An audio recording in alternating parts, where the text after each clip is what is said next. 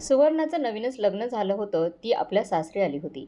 लग्नाला अजून 1 महिनासुद्धा झाला नव्हता की तिच्या चेहऱ्यावरचे तेज कुठेतरी हरवले होते. बहुतेक सुवर्ण काही कारणामुळे नाराज होती. सुवर्णाची सासू मीनाताई यांनी तिला अनेकदा तिच्या उदासीचं कारण जाणून घेण्याचा प्रयत्न केला, पण सुवर्णा दरवेळी सासूचं बोलणं टाळायची.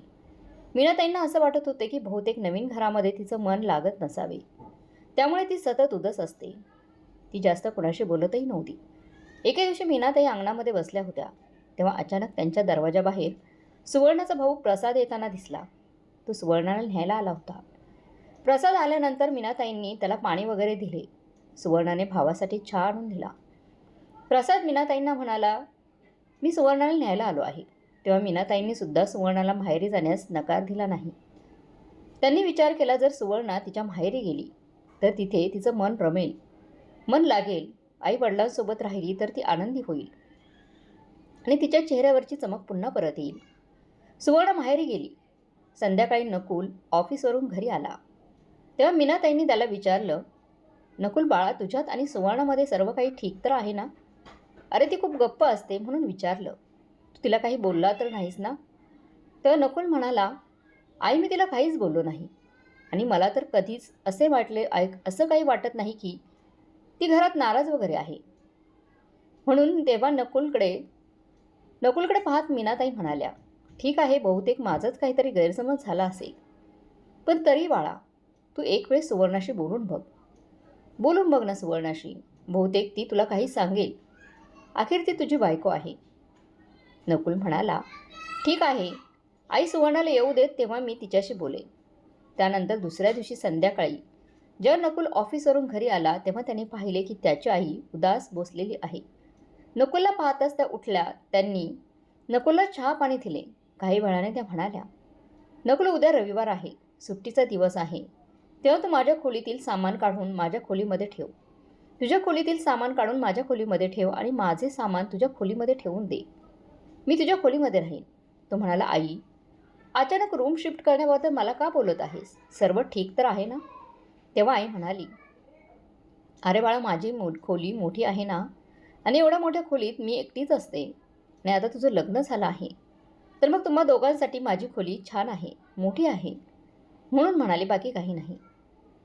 तेव्हा नकुल म्हणाला, आई, काही गरज नाही आहे रूम चेंज करण्याची. जसं आहे तसंच चालू देत ना.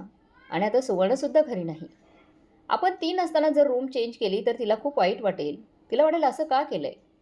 अगं, इतर लोक तर सुवर्णाबद्दल वेगवेगळे बोलतील की सून आली आणि तिने आपल्या सासूच्या खोलीवरच कब्जा केला म्हणून, असे नकुल हसत म्हणाला.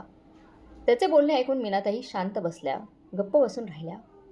त्यानंतर मायलेकांनी मिळून रात्रीचे जेवण केले. पण दुसऱ्या दिवशी सकाळी मीनाताई पुन्हा खोली बदलण्यासाठी नकुलच्या मागे हट्ट करायला लागल्या. तेव्हा तर नकुलला रूम शिफ्ट करावीच लागली.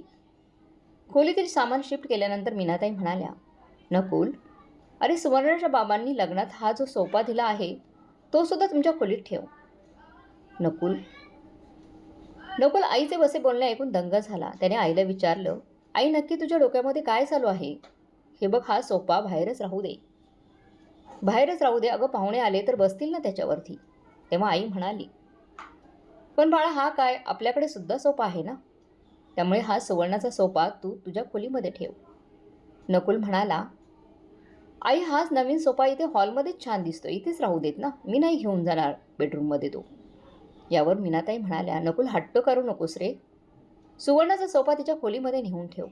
नकुल थोड्या वेळ शांत बसला आणि पुन्हा म्हणाला, आई, तुला काय झालं आहे? तू सांग बरं, तुला कोणी काही बोललं का? सुवर्णा काही बोलली का? आपल्या मुलाने विचारलेला प्रश्न ऐकून मीनाताई लगेच म्हणाल्या, नाही रे बाळा, असं काही नाही. तू फक्त मी तुला जे सांगते ते ऐक. शेवटी आईचं ऐकून नकुलने सोफासुद्धा त्याच्या खोलीमध्ये घेऊन ठेवला. आई जे बोलत होती नकुल तसंच करत होता. दुसऱ्या दिवशी नकुल ऑफिसवरून घरी आला तेव्हा त्याने पाहिलं की सुवर्णा ही माहेरून आली होती. अचानक सुवर्णाला घरी आलेलं पाहून नकुलला आश्चर्य वाटले. कारण सुवर्णाने नकुलला ती आणखी काही दिवस माहेरी राहणार असल्याचं सांगितलं होतं. पण ती तर आज अचानक लवकर कशी आली घरी, असे त्याला वाटलं होतं. त्याने अनेकदा नोटीस केलं होतं की आई आणि सुवर्णामध्ये एक विचित्र प्रकारचा तणाव दिसतोय. तणाव असायचा त्या दोघींमध्ये. दोघी एकमेकींशी कधीही उघडपणे बोलत नव्हत्या. असेच दिवस सरत होते. त्यानंतर काही दिवसांनी सुवर्णा पुन्हा एकदा आपल्या माहेरी निघून गेली. तेव्हा मीनाताईंनी नकुलला देवघर त्यांच्या खोलीमध्ये शिफ्ट करण्यास सांगितलं.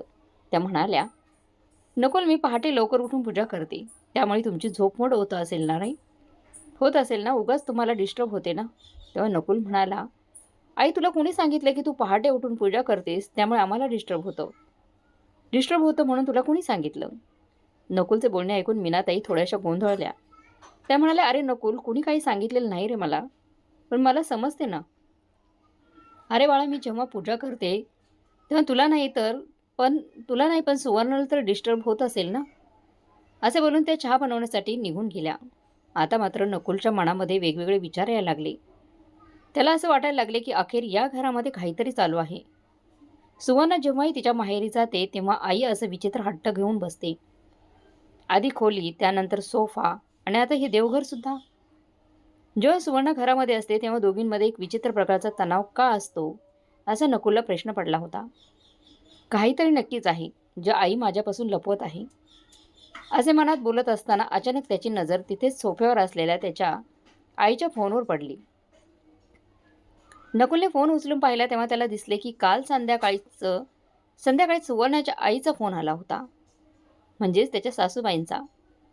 त्या नकुलला समजायला जराही उशीर लागला नाही. त्याला समजले नक्कीच काहीतरी गडबड आहे.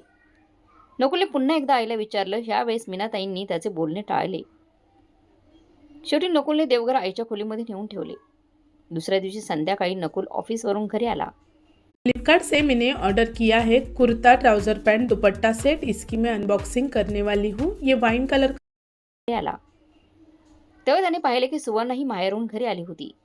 नकुल अवाक राहिला. त्याने मनात विचार केला, आई तर मला काही सांगत नाही, तर मग मी विचारू तरी कोणाला? तेव्हा नकुलने सुवर्णाला विचारलं. ती म्हणाली, मला काही ठाऊक नाहीये. हे सर्व आईने त्यांच्या मर्जीने केलं आहे. तर त्यांनाच ठाऊक असेल ना, त्यांना विचार तू. मला काही माहीत नाही याबद्दल. यावर नकुल काहीच बोलला नाही, पण आता त्याच्या डोक्यामध्ये संशयाने घर केलं होतं. काही दिवसानंतर सुवर्णा पुन्हा तिच्या माहेरी निघून गेली. तेव्हा त्याचा संशय सत्यामध्ये बदलून आला. ह्यावेळेस मीनाताईंनी नकुलला सुवर्णाच्या बाहेरून हुंड्यामध्ये मिळालेला टीव्ही तिच्या खोलीमध्ये लावण्यास सांगितले. ह्यावेळेस नकुल खूप चिडला. तो म्हणाला, आई, हे सर्व काय करत आहेस तू? तू असं का करत आहेस? मी पाहतोय जेव्हाही सुवर्णा तिच्या माहेरी जाते तेव्हाच तू हे सर्व काही करतच असतेस. ही वस्तू इथे ठेव, ती वस्तू तिथे ठेव. अगं आई, नक्की तुझ्या मनात काय चालू आहे ते तरी सांग. आणि अनेकदा विचारूनही तू मला का सांगत नाहीस? मी तुझ्यासाठी एवढा परका कधीपासून झालोय की तुम्हाला या गोष्टी सांगत नाहीस? नकुलला असे चिडलेले पाहून मीनाताईंच्या डोळ्यामध्ये अश्रू आले आणि त्या म्हणाल्या, बाळा, माझी फक्त एकच इच्छा आहे. मला असे वाटते की तुम्ही दोघांनी नेहमी आनंदी राहावं, सुखाने संसार करावा. आणि तसे आता माझं आयुष्य असे कितीच राहिलं आहे. माझ्यामुळे तुझा संसार मोडावा असं मला अजिबात वाटत नाही. आपल्या आईचे असे बोलणे ऐकून नकुल हैराण झाला होता. त्या नकुल आईचे डोळे पुसत म्हणाला, आई, खरं सांग बरं, तुला माझी शपथ आहे. त्यानंतर मीनाताईंनी रडत रडत जे काही सांगितलं, नकुलला सांगितले ते ऐकून नकुलच्या पायाखालची जमीन सरकली. मीनाताई नकुलचा हात धरत म्हणाल्या, बाळा, मला आधी तू एक वचन दे. तू मला सोडून कुठेही जाणार नाहीस. अरे, मी तुझ्याशिवाय एकटी कशी राहू? तुझे बाबासुद्धा मला एकटीला सोडून कायमचे निघून गेले. आता तू तरी जाऊ नकोस आणि मला वृद्धाश्रमात तू काही नेऊन सोडू नकोस. मी तुम्हा दोघांना त्रास देणार नाही. माझ्या मनात तुमच्याबद्दल काही चुकीची भावना नाही. असं म्हणून मीनाताई रडू लागल्या. नकुल म्हणाला, आई, जे काही आहे ते मला नीट स्पष्ट सांग बरं. आणि एक, मी तुला कधीच कुठेही सोडून जाणार नाही. मी तुझा मुलगा आहे आणि नेहमी तुझ्यासोबतच राहणार आहे. मी तुला वृद्धाश्रमात नेऊन सोडेन असं तुला वाटलंच तरी कसं? तू माझा श्वास आहे. जर माझा श्वास नसेल तर मी जिवंत राहू शकेन का? हे बघ, अजिबात रडू नको. मला सर्व काही स्पष्ट सांग. काय झाले नक्की? तू असं का बोलतीयस? त्यानंतर मीनाताईंनी नकुलला सर्व काही सांगायला सुरुवात केली. त्या म्हणाल्या, नकुल, तुझ्या लक्षात आलं आहे का? लग्नानंतर पहिल्यांदा सुवर्णाचा भाऊ तिला घेऊन जाण्यासाठी आला होता आणि सुवर्णा तिच्या माहेरी गेली. मला वाटले की सुवर्णाला तिच्या घरची आठवण येत असेल, त्यामुळे माहेरी जात आहे ती. पण सुवर्णा माहेरी गेल्यानंतर तिच्या आईचा मला फोन आला होता. तेव्हा मला ठाऊक झाले की सुवर्णाने फोन करून तिच्या भावाला बोलावून घेतले होते. तिची आई म्हणत होती, आम्ही आमच्या मुलीच्या लग्नात हुंड्यात दिलेल्या सर्व वस्तू माझ्या मुलीसाठी आणि जावयासाठी दिल्या आहेत. पण तुम्ही तर त्या सर्व वस्तू, सर्व सामान हॉलमध्ये ठेवलं आहे. फक्त बेड, कपाट, ड्रेसिंग टेबल तिच्या खोलीमध्ये ठेवलं आहे. तुमचं आता वय झालंय, तुम्ही त्या सामानाचं काय करणार आहात? हे बघा, आता माझी मुलगी त्या घरात तेव्हाच येईल, जेव्हा तिचं सर्व सामान थोडं-थोडं तिच्या खोलीमध्ये ठेवलं जाईल. मग नकुल, आता तू सांग, एवढ्या सर्व वस्तू तुझ्या या छोट्याशा खोलीमध्ये कसे बसले असते? आणि त्यामुळेच मी तुला म्हणाले होते, की तुझं सामान माझ्या खोलीत शिफ्ट कर आणि माझं सामान तुझ्या खोलीमध्ये शिफ्ट कर. त्यामुळे सुवर्णाच्या हुंड्यामध्ये आलेल्या ज्या काही वस्तू आहेत, त्या आरामात त्या खोलीत बसू शकतील. पण जेव्हा सुवर्णा दुसऱ्यांदा बाहेर गेली, तेव्हाही मला हेच वाटलं, की तिच्या आईबाबांची आठवण झाली असेल. पण तो सुद्धा एक माझा गैरसमज होता रे. सुवर्णा तिथे पोहोचली, की थोड्या वेळात तिच्या आईचा पुन्हा फोन आला. ती म्हणाली, की सुवर्णाला तिच्या संसारात माझी अडचण होत आहे. ते म्हणाले, तुमचा मुलगा बायकोचे कमी ऐकतो आणि आईचंच जास्त ऐकतो. त्यामुळे आमच्या सुवर्णाला जावई बापू दुय्यम स्थान देतात. हे बरोबर आहे का? आता हेच घ्या, त्यांच्या बेडरूमच्या शेजारीच देवघर आहे. तुम्ही रोज पहाटे उठून पूजा अर्चा चालू करता. तुम्हाला असं वाटत नाही की आपल्या मुलाची, सुनेची झोप मोड होईल? सुवर्ण जावई बापूंना ह्याबद्दल बोलली, पण जावई बापू तिचे कधी ऐकतात का? त्यामुळे त्या दोघांमध्ये वाद होतात. हे बघा विहीनबाई, तुम्हाला सांगणं माझं कर्तव्य आहे. तुम्ही तर आत्ताच नवीन सासूबाई झाला आहात. पण मला 2 सुनांचा अनुभव आहे. बाकी तुमची मर्जी. नकुल, सुवर्णाच्या आईने बोलताना तुझेही नाव घेतले. त्यामुळे मला वाटले की तुलाही त्यांच्याप्रमाणे वाटते. त्यामुळे मी तुमच्या बाजूच्या खोलीतच देवघर देखील माझ्या खोलीत शिफ्ट केले. पण आज त्यांनी मला फक्त एक LED साठी सुद्धा खूप काही ऐकवलं रे. असं बोलता बोलता मीनाताई रडू लागल्या. नकुल बराच वेळ आपल्या आईला गप्प करण्याचा प्रयत्न करत होता.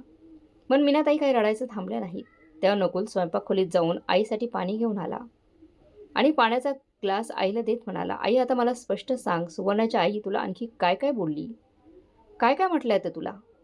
मला हे सुद्धा पाहायचं आहे की त्या किती खालच्या पातळीला जाऊ शकतात. मीनाताई म्हणाल्या, भीनबाई असं म्हणत होत्या की ह्या वयात कशाला हवा तुम्हाला टीव्ही पाहायचा नाद आहे.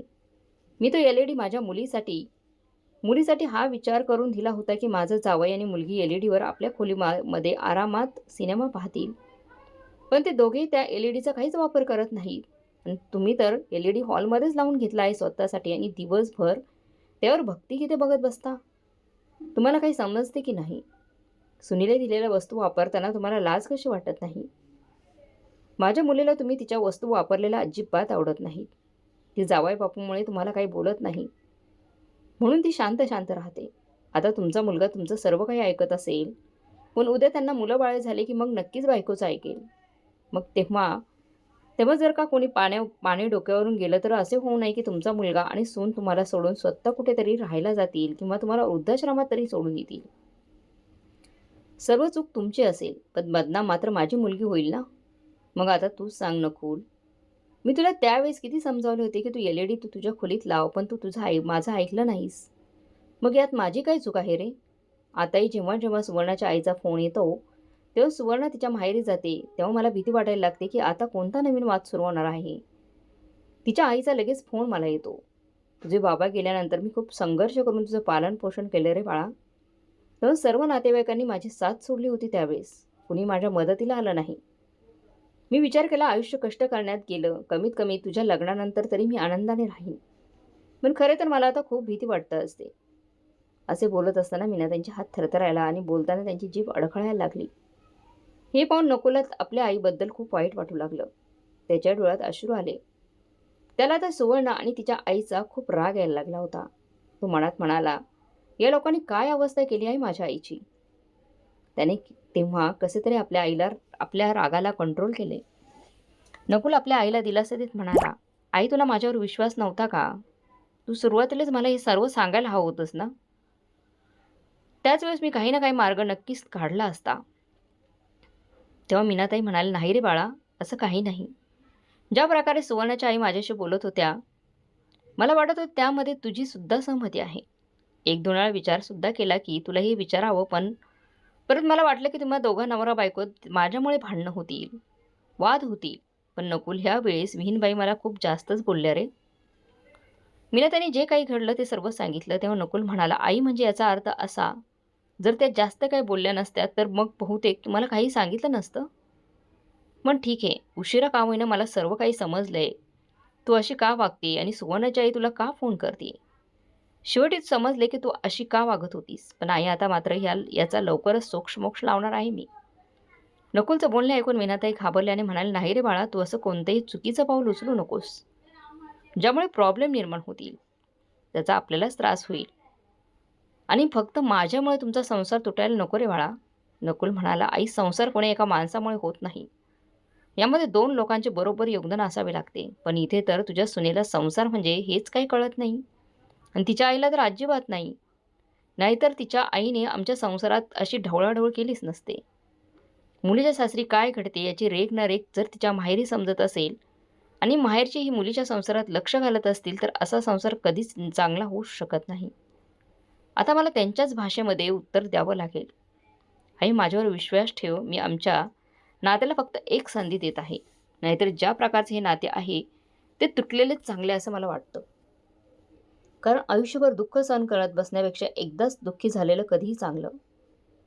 आई फक्त तू तुझ्या मुलावर विश्वास ठेव. उद्याचा दिवस वेगळा असेल. दुसऱ्या दिवशी सकाळी मीनाताईंनी पाहिले की नकुलसुद्धा लवकर उठला आहे आणि तो फोनवर कोणाला तरी बोलत होता. थोड्या वेळात मीनाताईंनी त्याच्यासाठी चहा बनवला. तेवढ्यात दरवाजाची बेल वाजली. मीनाताईंनी दरवाजा उघडला तर दरवाजात 3 माणसे उभी होती. मीनाताईंनी त्या माणसांना विचारलं, तुम्हाला कोण हवे आहे. त्यातील एक माणूस म्हणाला, आम्हाला नकुल साहेबांनी बोलवलं आहे. तुम्ही त्यांना बोलवा, मग आम्ही आमचं काम सुरू करू. तेवढ्यात नकुल स्वतःहून खोलीवर बाहेर आला आणि आपल्याबरोबर त्या माणसांना म्हणाला. आल्यावर त्या माणसांना म्हणाला, अरे आलात तुम्ही, चला लवकर आपल्याला सामान उचलायचं आहे. मीनाताई म्हणाले, अरे नकुल, कोणतं सामान उचलायचं रे बाळा. कोणतं सामान उचलायला बोलत आहेस तू. मला काही सांगशील का, काय चाललं आहे. तेव्हा नकुल म्हणाला, आई तू फक्त माझी साथ दे. आता काही बोलू नकोस, फक्त बघ मी काय करतो ते. ज्या प्रकारचा आगाऊपणा त्या लोकांनी केला आहे ना, त्यातून एवढं तरी समजले आहे की त्यांना सरळ सांगितले की समजत नाही. त्यामुळे मी त्यांना दुसऱ्या पद्धतीने समजवत आहे. आई आई म्हणाला, की तू काय करणार आहेस रे बाळा. नकुल म्हणाला, आई 1 मिनिट थांब, मी आलोच. असं बोलून नकुल त्या माणसांना काहीतरी समजायला लागला. काहीतरी समजून सांगितलं आणि पुन्हा आईकडे येऊन म्हणाला, आई तुला आता थोडंसं कठोर व्हावं लागेल. तू माझ्यावर विश्वास ठेव, मी काही चुकीचं होऊ देणार नाही. असं बोलून नकुल त्याच्या आईला म्हणाला. तो पुढे काय करणार आहे हे सांगू लागला. हे ऐकून मीनाताई म्हणाल्या, सर्व काही ठीक होईल ना रे बाळा, काही गडबड तर होणार नाही ना. एवढं समजावून सांगून अजूनही आईला काळजीत असलेलं पाहून नकुल म्हणाला, अगं आई तू टेन्शन का घेत आहेस, मी काहीही चुकीचं करणार नाही. मला फक्त त्या माणसांना, माझ्या बायकोला आणि तिच्या आईला वठणीवर आणायचं आहे. असे बोलून तो निघून गेला. 2 तासांनी नकुल त्यांच्या सासरी पोहोचला. त्याने दरवाजावरची बेल वाजवली. त्याच्या मोठ्या मेहुणीने दरवाजा उघडला तेव्हा सर्वजण नाश्ता करतच बसलेले होते. नकुलला अचानक आलेले पाहून सर्वजण चकित झाले. सुवर्णाच्या दोघी भावजया स्वयंपाकखोलीतून बाहेर आल्या. सुवर्णा आणि तिची आई सुद्धा आश्चर्यचकित होऊन नकुलकडे पाहत होत्या. तेवढ्यात त्याचे सासरे म्हणाले, अरे जावई बापू, तुम्ही अचानक इथे कसे. सर्व काही ठीक तर आहे ना. तेव्हा नकुल म्हणाला, हो बाबा, सर्व काही ठीक आहे, तुम्ही अजिबात काळजी करू नका. तेवढा सुवर्णाचा मोठा भाऊ म्हणाला, अरे तुम्ही असे काय बघत आहात, आधी भाऊजींच्या चहा नाश्त्याचं बघा. नकुल हात जोडत नम्रतेने म्हणाला, नको दादा, मी नाश्ता करणार नाही. आता मी थोडा घाईत आहे, मला ऑफिसला सुद्धा जायचं आहे. मी तर फक्त तिथे तुमचं ते सामान ठेवायला आलो होतो. नकुलचं असं बोलणं ऐकून सर्वजण आश्चर्यचकित झाले आणि एकमेकांकडे पाहू लागले. तेवढ्या सुवर्णाची आई म्हणाली, जावई बापू, कोणते सामान परत करायला आला आहात तुम्ही. सासूचं बोलणे ऐकून नकुल हसला आणि म्हणाला, तेच ते जे बाहेर उभे असलेल्या ट्रकमध्ये आहे. ते सर्वजण बाहेर आले. सुवर्णाच्या भावाने तिथे जाऊन पाहिलं तर ट्रकमध्ये ते सामान होतं जे सुवर्णाच्या लग्नात दिलेले होते. त्या सामानाकडे पाहून सर्वजण प्रश्नार्थक नजरेने एकमेकांकडे पाहू लागले. सुवर्णा तर कधी आपल्या आईकडे तर कधी नकुलकडे पाहत होती. सुवर्णाच्या आई म्हणाली, जावई बापू, हे काय आहे. तुम्ही लग्नात दिलेलं हे सर्व सामान इथे का घेऊन आलात. सामान इथे आणण्याआधी एकदाही तुम्ही आमच्या इज्जतीचा विचार केला नाही का.